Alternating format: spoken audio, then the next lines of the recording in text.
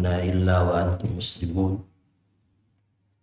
أما بعد فإن أصدق الحديث كلام الله وخير الهدي هدي محمد صلى الله عليه وسلم وشر الأمور محدثاتها فإن كل محدثة بدعة وكل بدعة ضلالة وكل ضلالة في النار. وبعد. Jadi ikhwah sekalian, jamaah para bapak ibu yang dimuliakan oleh Allah Subhanahu wa taala. Alhamdulillah kita bersyukur kehadirat Allah Subhanahu wa taala pada kesempatan Sabtu sore kali ini. Alhamdulillah kita bisa hadir di kajian rutin kita. Dan kali ini kita bertempat di Masjid Al-Furqan Karanglo, Jauh Sragen. Di Masjid Al-Furqan ini kita sudah rutin setiap Ramadan. Alhamdulillah, terima kasih yang sebanyak-banyaknya kepada Pak Takmir dan para pengurus masjid yang telah memberikan tempatnya untuk kita, memberikan kesempatan untuk kita, dan juga mungkin nanti jamuan buka puasa. Ini semua adalah bentuk nikmat. Semoga Allah langgengkan dan awetkan.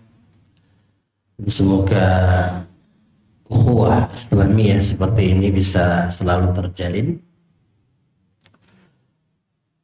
Kita bisa anjang sana, bisa berkunjung ke masjid-masjid saudara kita setiap di bulan Ramadan dalam rangka untuk melanjutkan kajian rutin kita. Di Sabtu sore ini aslinya adalah kajian rutin dan Masjid Al-Ikhlas Gondang. Khusus Ramadan ini kita bikin program supaya buatan sepaneng dan bisa berkunjung ke tempatnya jamaah-jamaah. Maka kita bikin program untuk bisa muter ke satu tempat ke tempat yang lainnya di hari Selasa dan Sabtu. Dan Masjid Al-Furqan ini adalah komplek pondok pesantren putri Darul Qur'an. Insyaallah bulan Juli nanti kita udah mulai buka dan mulai pelajaran. Ada sekitar 25 santriwati dan mungkin masih bertambah lagi. Mohon doa dan dukungan panjenengan semua. Semoga nanti ini membawa berkah dan barokah untuk semuanya. Bisa menjadikan amal jariah untuk semuanya, semua pengurus dan yang terlibat dalam amal saleh ini, terkhusus keluarga Bapak Hadi Utomo yang telah memberikan semua fasilitasnya untuk kita semua. Salawat dan salam semoga terlimpahkan kepada Nabi kita Muhammad sallallahu alaihi wasallam, pada keluarga beliau dan para sahabat, dan kita semua yang senantiasa berusaha untuk istiqamah meniti sunnah-sunnah beliau ila yaumil qiyamah. Oke, kita lanjutkan pembahasan kita. Kajian di bulan Ramadan ini kita membahas tradisi-tradisi jahiliyah. Ada 128 yang disebutkan dalam buku ini. Kita sampai pada nomor yang ke-35. Monggo dibuka. Tradisi atau amaliyah, amalan orang jahiliyah yang diselisihi oleh Rasulullah Muhammad SAW. Nomor 35, at-ta'abbudu bikasfil aurat, bahwa orang-orang jahiliyah dulu mereka membuka aurat atau biasa telanjang ketika sedang beribadah. Ini yang dimaksud beribadah di sini adalah ketika mereka tawaf. Jadi ketika mereka tawaf dulu, mereka biasa telanjang, nggak pakai kain sama sekali. Sekarang kan pakai kain ihram kalau sedang umroh. Kalau tawaf biasa ya paling nggak mesti pakai pakaian kan itu. Ya dulu zaman jahiliyah dulu mereka ini telanjang bulan. Jadi kalau perempuannya di malam hari gelap, biar gak kelihatan mungkin. Kalau laki-lakinya ya di terang pagi, siang atau sore. Jelaskan para ulama tafsir demikian. Logika mereka sederhana. Ya, logika mereka sederhana. Kenapa nggak pakai pakaian? Karena mereka ingin menghormati Ka'bah. Ingin menghormati Ka'bah. Kata mereka. Jadi nggak mau pakai pakaian yang mereka pakai untuk maksiat. Jadi pakaian yang biasa mereka pakai maksiat nggak boleh dipakai ketika mereka beribadah di sekitar Ka'bah, ketika tawaf. Jadi yang tawaf itu ibadah tawaf itu sudah ada. Ya. Cuman kalau sekarang labbaik Allahumma labbaik itu tauhid, ya, mentauhidkan Allah. Tidak ada ilah, tidak ada sekutu bagi Allah. Kalau dulu mereka ada lafaz sekutu bagi Allah SWT. Itu beberapa kesyirikannya dan kebid'ahannya adalah mereka tawaf dalam keadaan telanjang bulan. Karena nggak mau pakai pakaian busana yang mereka gunakan untuk maksiat. Ini mereka lakukan kalau tidak ada pakaian yang murni, tidak ada pakaian yang bersih. Mereka dapatkan itu dari meminjam dari suku Mekah, dari suku Quraisy. Harus Quraisy, kalau nggak Quraisy enggak. Karena Quraisy adalah suku yang tertinggi, termulia, suku yang diamanai oleh Allah SWT untuk menjaga Ka'bah. Dari kakeknya Rasulullah SAW, Abdul Muttalib, sampai turun-temurun. Itu suku Quraisy Bani Hashim. Gitu kan? Dan itu disebut Allah sebagai fahisyah. Jadi telanjang bulatnya mereka ini nggak pakai baju sama sekali ketika tawaf, itu disebut Allah sebagai fahisyah. Apa fahisyah? Perbuatan yang keji. Ini di situ dijelaskan dalam surah Al-A'raf ayat 28, wa idza fa'alu fahisyatan. Dan ketika mereka melakukan sebuah fahisyah, perbuatan yang keji. Ini antum buka tafsirnya. Tafsirnya di situ dikatakan, ya perbuatannya orang-orang musyrikin itu telanjang bulan, nggak pakai baju, itu disebut fahisyah. Jadi ketika mereka dikatakan jangan berbuat fahisyah, jangan berbuat keji kayak gini, qalu, mereka menjawab apa? Wajadna 'alaiha aba. Wajadna 'alaiha aba. Kami mendapati nenek moyang kami mengerjakan seperti ini. Jadi nenek moyang kami dulu biasa telanjang ketika tawaf, ya kami ikuti. Ini dalilnya mereka apa? Adat istiadat atau tradisi dari mbah-mbahnya dulu.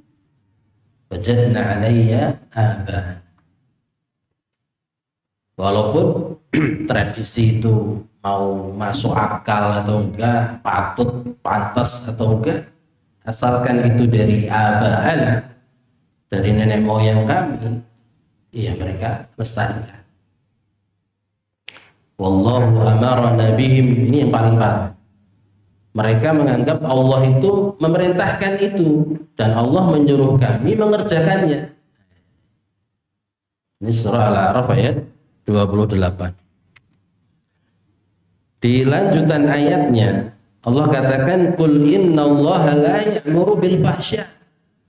Allah itu nggak mungkin menyuruh perbuatan yang keji, telanjang. Masa di masjid telanjang? Masa beribadah telanjang? Qul, katakanlah wahai Muhammad, sesungguhnya Allah tidak akan menyuruh perbuatan yang seperti itu. Ya. Jadi perkataan mereka Allah menyuruh kami itu apa? Qaulun 'ala Allah bighairi ilmin. Jadi perkataan atas nama Allah tanpa dasar ilmu, dan itu dosanya lebih tinggi, lebih besar daripada kesyirikan itu sendiri. Ya. Jadi bilang Allah nyuruh sesuatu padahal nggak ada perintahnya, nggak ada apa kalimat dari Allah Subhanahu wa ta'ala. Wa an taqulu 'ala Allahi ma la ta'lamun, termasuk perkataan yang tidak benar ya, atas nama Allah Subhanahu wa ta'ala. Ini jamaah sekalian. Jadi orang-orang jahiliyah dahulu taqarrub, mendekatkan diri kepada Allah dengan perbuatan yang kayak tadi, yang fahisyah, yang menyingkap aurat, ya, telanjang bulat di masjid Allah, di rumahnya Allah, dan itu dianggap sebagai apa? Ibadah. Itu dianggap sebagai ibadah. Padahal membuka aurat itu haram. Membuka aurat itu haram bagi laki-laki maupun perempuan. Ya, batasan aurat laki-laki dari mana sampai mana? Laki-laki itu dari surah niku udel, ya, pusat udel, pusar, ila rubah sampai lutut, itu laki-laki. Jadi kalau kita keluar rumah, udelnya yang paling ketinggal, terus pupu pahanya yang ketinggal, jadi di bawah lutut. Teman-teman mungkin ada yang suka olahraga, futsal atau badminton atau apapun itu, maka kostum olahraganya juga harus sesuaikan. Jangan di atas lutut atau di paha, tak boleh, harus tertutup, ya, harus tertutup kulit kita, dan tidak boleh ketat. Nyeplak, nggak boleh, bokongnya nyeplak atau paha nyeplak, nggak boleh. Kalau keluar rumah diperhatikan aturannya. Kalau perempuan hampir semuanya aurat, kecuali wajah dan telapak tangan. Jadi nutup wajah itu sunnah, ditutup maka itu lebih baik. Ditutup wajahnya maka itu lebih baik. Ini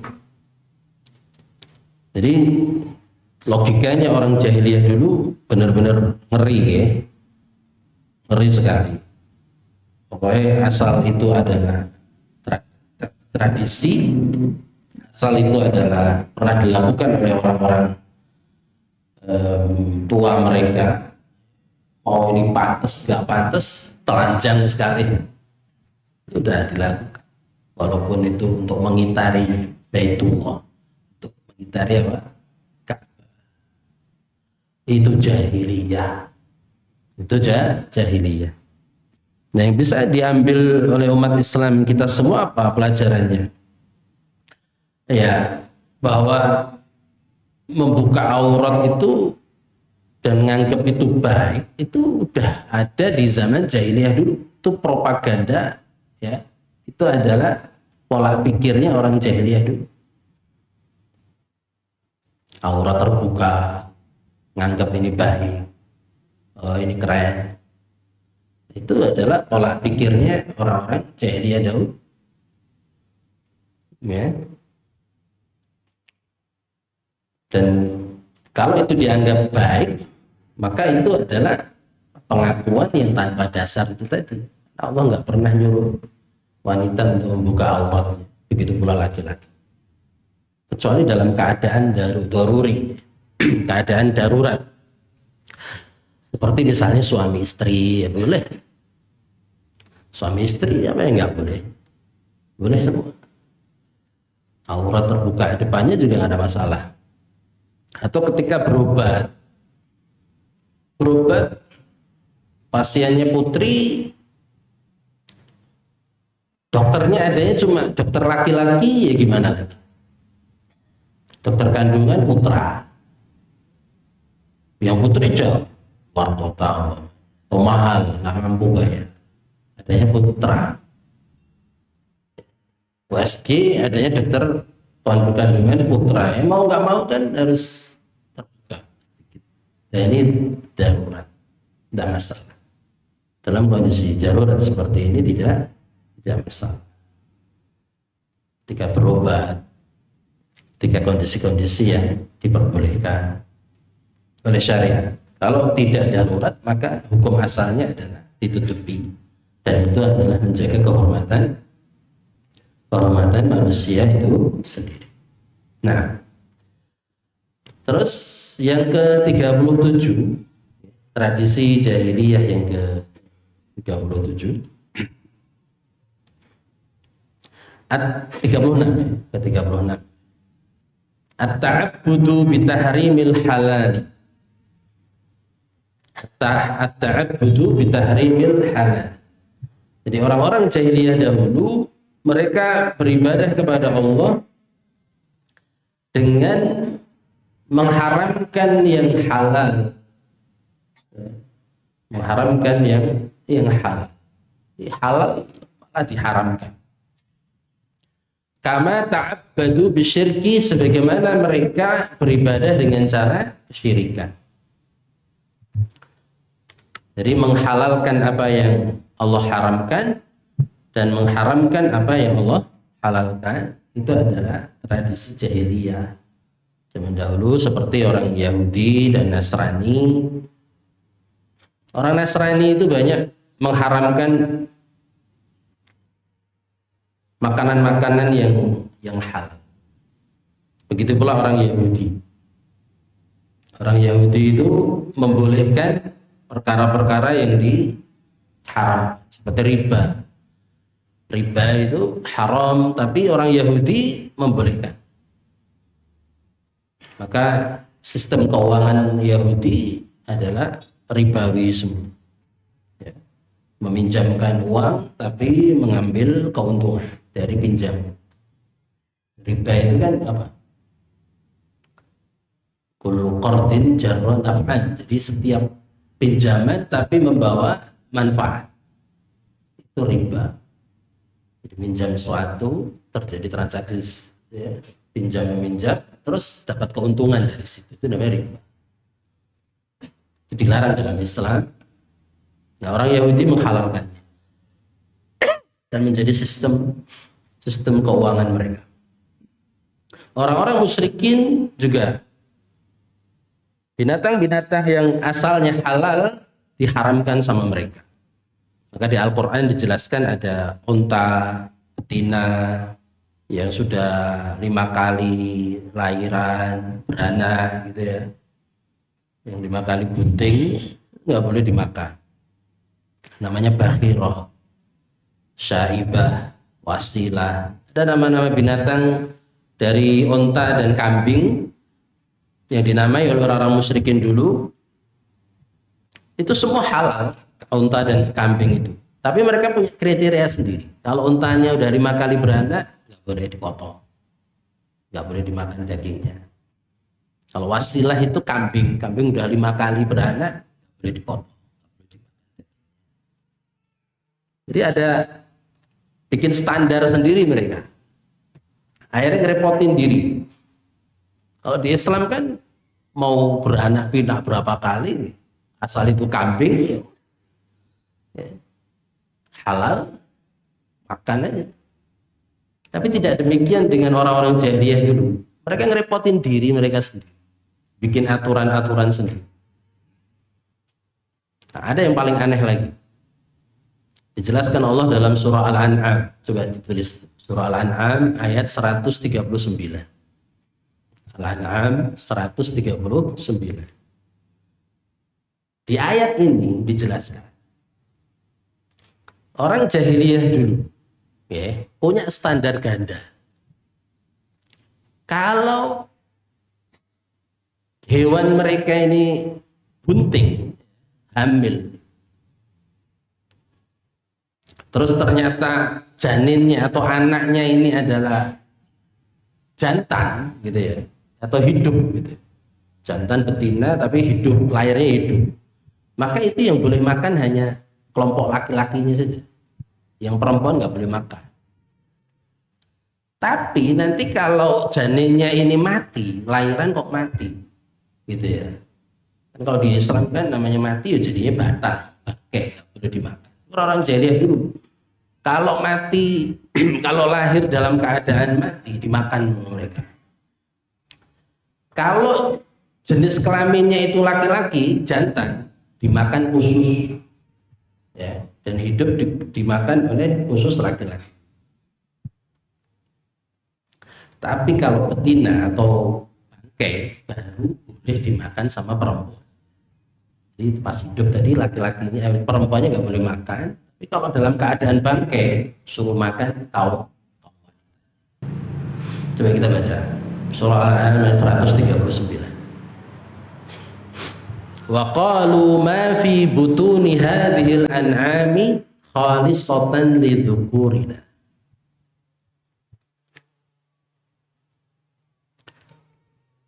Khalisatun lidzukurina wa muharramun ala azwajina wa iyyakum maitatan fahum fihi syuraka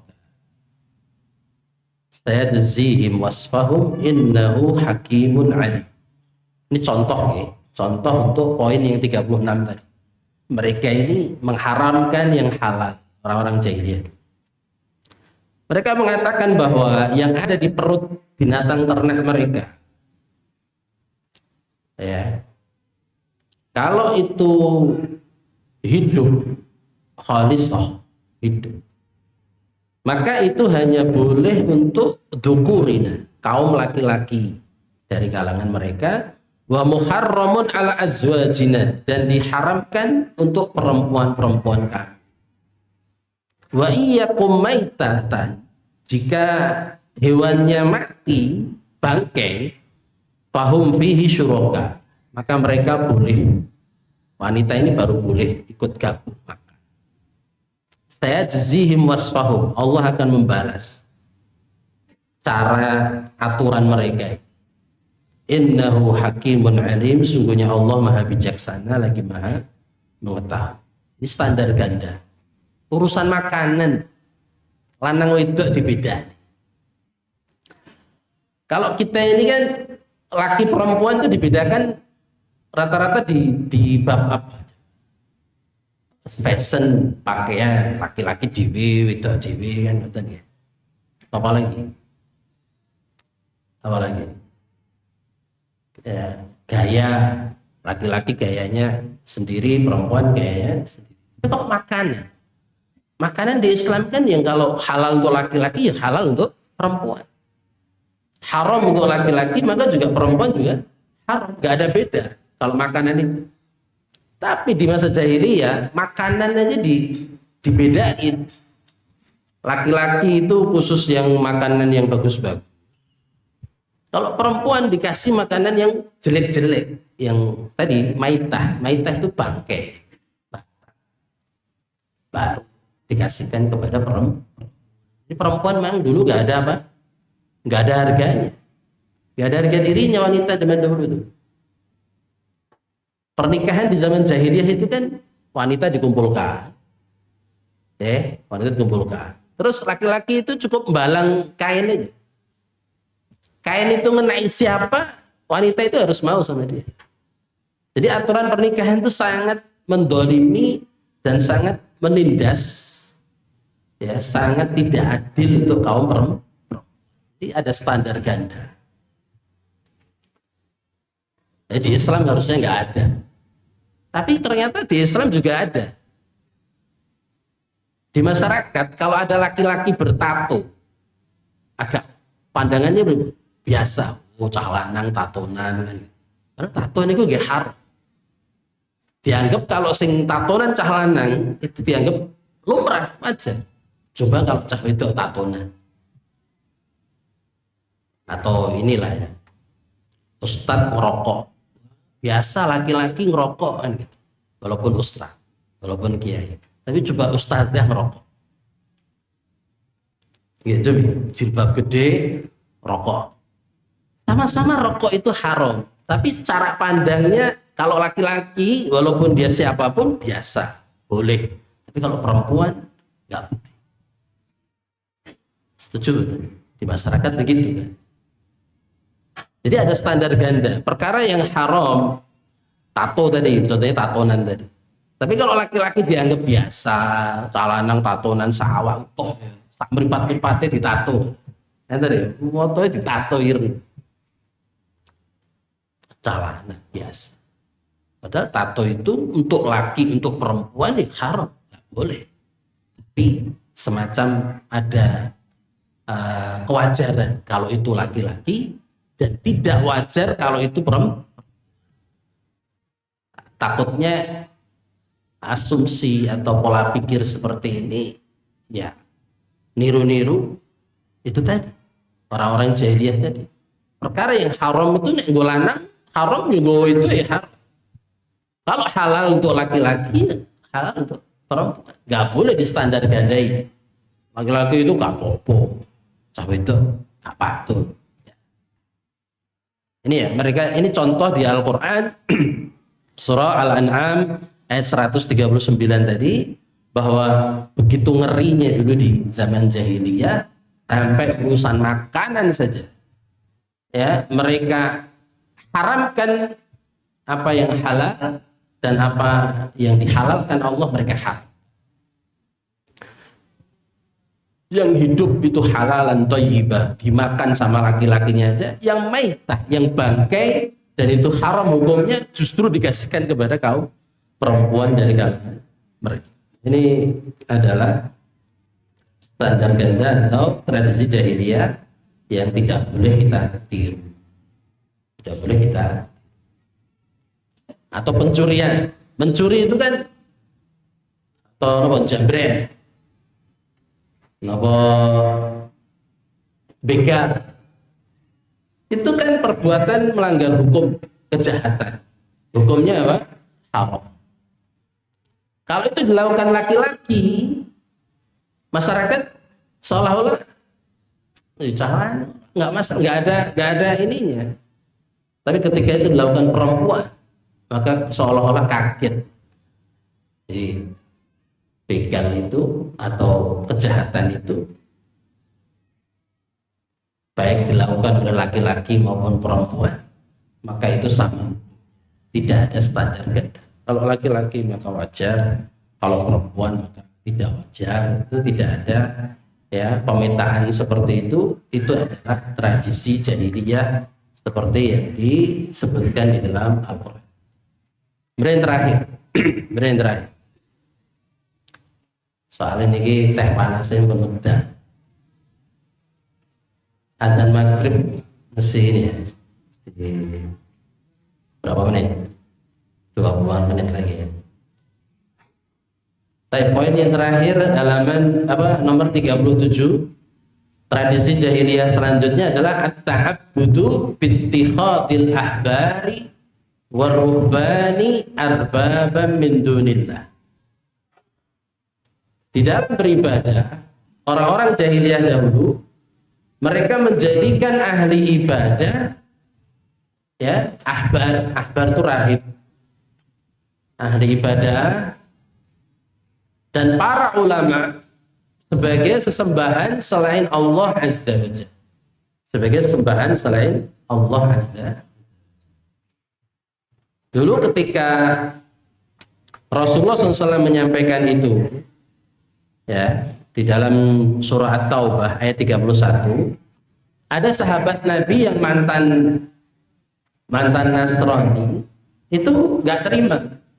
Wahai Rasulullah, kami nggak pernah nyembah pendeta, nggak pernah kami nyembah hib, pastor, nggak pernah kami.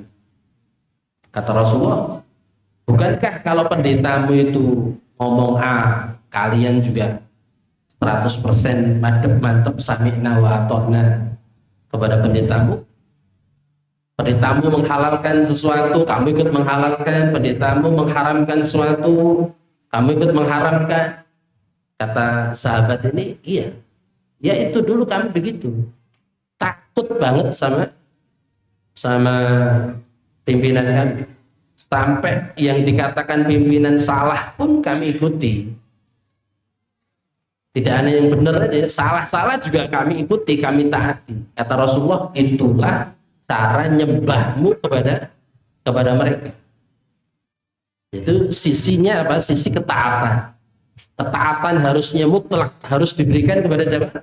Hanya kepada Allah. Kalau kepada makhluk, ketaatannya hanya terbatas pada apa? Yang benar. La ta'ata li makhlukin fi ma'siyatil khaliq. Selama perintahnya baik, perintahnya benar, ajakannya baik, ajakannya benar, baru boleh ditaati. Tapi kalau menyimpang, bertentangan dengan syariat, nggak boleh taat. Nggak boleh taat. Nah, orang Yahudi dan Nasrani, orang jahiliyah dahulu, mantep, derek pimpinan, derek ahli ilmunya, para ulamanya, para pendetanya, apapun yang dikatakan oleh pendeta. Ini ngajari umat Islam supaya mboten apa? Taklid buta. Apa taklid buta itu? Fanatisme. Gak boleh kita fanatik kecuali kepada Allah dan Rasul. Ustaz bisa salah nggak? Bisa. Kiai bisa salah. Maka ikuti yang benarnya saja. Karena yang kebenaran itu yang tidak punya salah dari kalangan manusia hanya siapa? Hanya Kanjeng Nabi Muhammad Sallallahu Alaihi Wasallam. Selain beliau pasti punya salah, pasti bisa salah. Ini jadi membabi buta, mentaati ya ulamanya dalam hal yang nggak benar, itu termasuk perbuatan yang salah, perbuatan yang keliru, dan ini yang dilakukan oleh orang-orang jahiliyah dan di zaman ya. Mereka sangat memuliakan ahli ibadah, mereka sangat memuliakan para ulamanya, tapi terlalu berlebihan sampai menganggap ulamanya itu maksud waktunya salah. Akhirnya sendiri diajar ke opo, gak dicek dalilnya, gak dicek dasarnya. Nah, ini keliru. Dan ulamanya juga nggak boleh harusnya mendoktrin. Kamu harus ini udah dibaiat, disumpah setia, kamu harus taat kepada saya. Nggak boleh kamu menyimpang dari aturan saya. Harusnya aturan Allah dan Rasulnya, bukan aturan. Ngajaknya kepada Allah dan Rasul, ngajaknya kepada Al-Quran dan Al-Hadis, As-Sunnah, bukan ngajaknya ke saya. Maka sering kita diajari bahwa dalam beragama Islam itu harus dilandasi ilmu. Harus dilandasi ilmu. Ilmu ini penting banget supaya kita ini tidak mudah tertipu. Tidak mudah tertipu. Bisa nimbang, bisa nakar, ini bener atau enggak. Nek bener tak ikuti, tak pertahankan, tak belok, tak dakwahke. Nek salah, siapapun yang ngomong, ya saya akan jelaskan nggak akan saya ikuti, nggak akan saya terima. Karena nggak boleh taat kepada makhluk ketika konsekuensi taat itu justru melawan Allah Subhanahu wa Ta'ala. Taatnya harus dalam kebaikan dan kebenaran. Terutama di negeri kita ini, seaneh-anehnya apapun mesti enak sing ngikuti gitu. Contohnya kalau ingin enten sing wis salat Id teng Gunung Kidul, mboten ngagem hilal, mboten ngagem apa hisab, hilal, teleponan langsung ke Gusti Allah, ngertos teleponnya Gusti Allah. Tapi akhir-akhir ini diklarifikasi mereka kali simbah ini orang kok teleponan gue anan, maksudnya meditasi, jadi kontak batin kali Gusti Allah. Padahal dudu nabi, dudu rasul. Nabi rasul merong karwan elok. Ngono ki yo enek sing ngeloni sak kampung. Niku cedak pondoke Ustaz Abdul Tuaisika. Cedak Riyadhus Shalihin. Darus Shalihin. Kampung sebelahnya beliau. Di Gunung Kidul sana. Ini berarti tugas dakwah kita ini masih panjang, butuh banyak masyarakat yang perlu diedukasi tentang Islam yang benar. Jelas ini kok buatan leres, bahaya, membahayakan akidah. Kok dudu nabi, dudu rasul ngaku-ngaku iso langsung untuk informasi saking Gusti Allah dan sesuk bado. Jangan-jangan bukan dari Allah. Bahaya. Ini contoh bahwa beragama harus berilmu. Mila sempatkan waktu. Ilmu ini manggone nggih teng majelis ilmu. Kita ini wajib mencari ilmu. Laki maupun perempuan. Fardhun ala kulli muslimin wa muslim. Paham, boten paham niku boten wajib. Aku ora pengen dadi ustaz. Ngaji itu ora kon dadi ustaz. Aku ora pengen dadi khatib ora iso. Ora pengen dadi kultum kok ndak kepinteran malah kon tampil. Ngaji itu bukan ke situ arahnya. Tapi paling enggak kita itu dari cara wudhu yang bener, cara sholat sing bener. Engko nek duwe anak ditakoi anak iki iso jawab, iso nuturi. Orang mau anak itu kon sekolah agama sing pinter, tapi bapak ibu yo sing luwih wajib. Itu tugas kita begitu. Jadi ustadz dan tidak itu bukan urusan kita. Karena itu hasil itu bukan menjadi wilayah kita. Tapi kita suruh berproses. Maka sesibuk apapun kita, profesi kita apapun, jangan tinggalkan yang namanya ta'lim. Ta'lim Al-Quran, ta'lim hadis, kajian. Kita mungkin punya rutinitas seminggu sekali, seminggu 2 kali. Pokoknya kudu enek pengajian rutin yang kita datang. Nanti jadi hujah, dalil di hadapan Allah. Kok nek ditakoi umurmu gopo, orang mau golek duit, orang mau punya bedamel. Tapi ada dalil, ada hujah di hadapan Allah. Oh, aku tiap Sabtu sore ngaji, tiap Ahad pagi ngaji. Ada waktu-waktu yang kita khususkan untuk belajar agama. Karena carane bentengi awake dhewe saking niku wau. Pemahaman-pemahaman niku salat dhisik. Terus mungkin enten teng gua Sulawesi niku biasanya mungkin H-3, H-2 nggih pun salat duluan, posone dhisik. Duwe teori dhewe, duwe aturan dhewe. Carane bentengi dari hal-hal yang enggak benar seperti itu. Ilmu. Nek mboten kagungan ilmu agama diombang-ambing oleh pemahaman-pemahaman yang enggak laras ya pas. Dan kita enggak ngerti luwe. Ya, semoga Allah semoga jadi mudah dan sakti dari pemahaman-pemahaman yang enggak benar, dan semoga Allah berikan kepada kita semua ilmu yang bermanfaat. dan pemahaman yang benar urusan-urusan kita. Dan kita cukupkan kajian kita sore hari ini sampai sini dulu. Terima kasih sebanyak-banyaknya sekali lagi kepada Tamir Masjid Al-Quran dan jamaahnya. Semoga ini menjadi berkah barokah untuk panjenengan semua, mewakili rencang-rencang tingkah tanduk, tindak tanduk yang kurang pas dan ketidaksopanan dan sebagainya.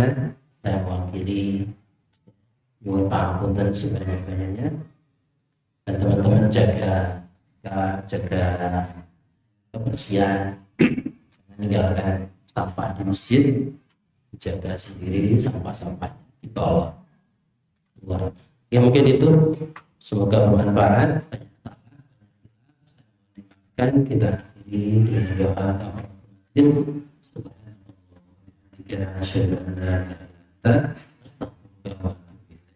Assalamualaikum warahmatullahi wabarakatuh. Kita ketemu lagi satu pertemuan lagi setelah sore, masih dari rampung sore, bertempat di Masjid Al-Ittihad Wonorejo. Ini Mas Basuki Indonesia. Oke, matur suwun.